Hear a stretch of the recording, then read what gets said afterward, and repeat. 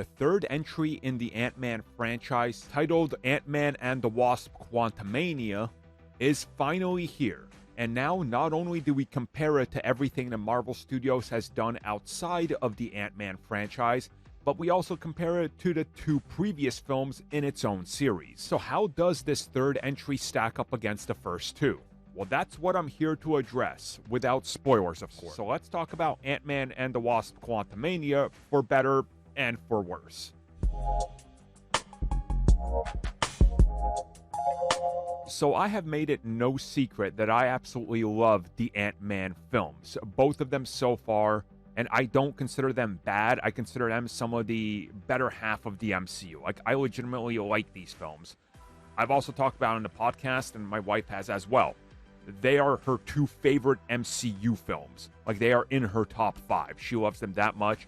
A lot of my family also loves these films. And the reason I'm telling you all this is because the reason that they love those films is because they come packed with heart. They come packed with humor.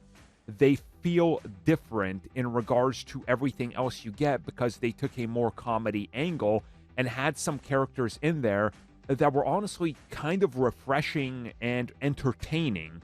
Even though there was a lot of dangerous stuff going on, they were still able to deliver those quippy beats and moments that a lot of people really appreciate. And unfortunately, Ant-Man and the Wasp: Quantumania misses that mark tenfold. Don't get me wrong, there is still humor, but it's just not the same Ant-Man humor that many people love. And it's also missing some of that signature quippiness we would get from Scott Lang and the rest of the team. Now again, it's because of the circumstances of the film and the story that they're thrust into that it makes sense that it's missing it, but it honestly, at moments, feels like it's not even trying to be an Ant-Man film, and instead it's rushing towards a blow-off conclusion while trying to check off a giant list of things that they know they need to get through because, hey, guess what? We announced 2 Avengers films, and they're literally right around the corner. We don't have time to slow down, and we don't have time to go back to what made some of these films be different than what we needed the rest of the films to be. Again, I'm not saying that the film is bad, and trust me, I don't think it is. I'm just trying to point out why I feel that this doesn't even feel like an Ant-Man film at its core. Now, outside of this, I want to focus on everything and some things that I also didn't like. Some of the CG. Yes, it looks a little weird in spots.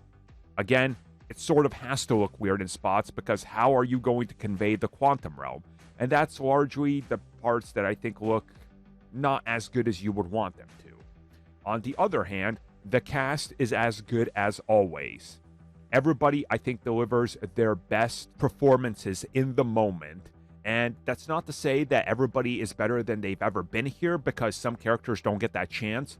Wasp, in particular, might as well have poochied on out of here, because she doesn't really matter at all. Hank Pym, yeah, sort of the same thing here. Again, they're in the film, but they're just not as important as they were before. The majority of the story and the emphasis is put on Janet, played by Michelle Pfeiffer, of course Paul Rudd, and of course the new star, Scott's daughter, who we've seen before, but now she's played by a new actress. And putting the father-daughter relationship at the forefront, I think, was really a smart idea. Now, this is, I think, one of the things that goes back against the first 2 films. The choice to make Cassie a grown-up who understands what's going on, and she understands everything, and she kind of feels almost betrayed by her father, who's this celebrity hero who saved the world. She has a personal grudge against that because he was never really there for her, and also he was gone during those 5 years. That's very much brought to the forefront, and that really works. Unfortunately, that means that story, again, like the first 2 films, necessitates less humor and some of that stuff that made the first 2 films really resonate with people, like Guardians 1 with some of that humor, where 2 decided to still play the humor, but then lean into this serious aspect that kind of clashed up against it. You kind of have some of that here, and that's one of my big gripes here. The third entry in a trilogy that doesn't feel like it's really thematically doing the same thing or keeping the same vibes. But overall, I did love that. Now, you're going to notice how I didn't really talk about Jonathan Majors Kang. Well, that's because, what else can I say outside of Jonathan Majors, in every single scene that he's in, absolutely steals the show. He nails it. He commands presence. He knows you're going to be staring at him, and he knows he is good. And that's just it. There's nothing bad I can say about Jonathan Majors as Kang. He truly is making a huge impact here, and he truly shows his acting chops between this and Loki. I cannot wait to see what else they do with him going forward. Again, I'm going to avoid spoilers here, so I can't really get into some of the big and minor details I want to talk about, which I will talk about in the spoiler-filled review, which should hit in the next 24 hours. I gotta just jot down some more notes and collect some more of my thoughts to really kind of try to talk about it. But overall, I really did enjoy this, but I understand 100% why some people are giving this like a 5 or a 6, and why it's in the 50s on Rotten Tomatoes. I 100% get it, because it doesn't feel like an Ant-Man film, and to some degree, I think a lot of people might actually like it because they didn't like the humor and what they were going for in the first two films.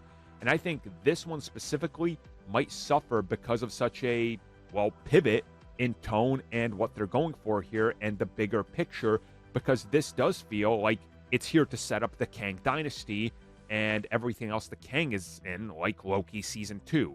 And I think it might just become a problem down the road if everything has to start doing this. Overall, I really enjoyed the film, but I do not see this entering the top half of my MCU rankings, unless upon rewatches I can get more out of it.